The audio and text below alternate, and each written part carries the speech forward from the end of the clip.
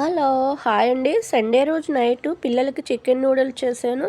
చూద్దాం రండి. ఇది నూడిల్స్‌నైతే శుభ్రంగా కొంచెం ఆయిల్ వేసి ఉడకబెట్టి చేసి పక్కన పెట్టేసుకున్నాను. దానికి కావాల్సినవైతే క్యారెట్ తురుము, కొంచెం చికెన్ తురుము, కరివేపాకు, ఉల్లిపాయలు, ఇంకా ఒక ఎగ్గు, ఇంకా పచ్చిమిరపకాయ ఒకటి, కొత్తిమీర ఇవన్నీ సరిపోతాయండి.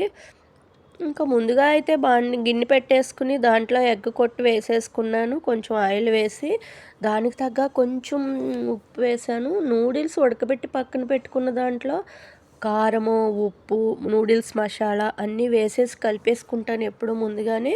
ఇంకా తర్వాత ఈ ఎగిపోయిన తర్వాత క్యారెట్, ఉల్లిపాయలు, పచ్చిమిరపకాయలు, కరివేపాకు ఇవన్నీ వేగిన తర్వాత బాగా మగ్గిపోయిన తర్వాత పక్కన ఉడకబెట్టి పెట్టుకున్న ఆ చికెన్ ఇప్పుడు ఉడకబెట్టలేదండి. మార్నింగ్ చికెన్ ఫ్రై చేశాను. ఆ ఫ్రై మిగిలిపోతే అవే చిన్న చిన్న పీసెస్ కింద కట్ చేశాను.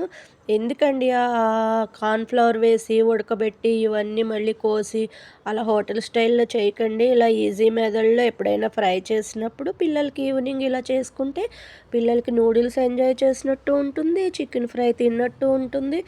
ఇంకా మార్నింగ్ చికెన్ ఫ్రై రసంతో తిన్నారు. ఈవినింగ్ ఇలా చికెన్ నూడిల్స్ చూడండి మా మనవరాలైతే భలే ఎంజాయ్ చేస్తుంది కదా! బాయ్ అండి.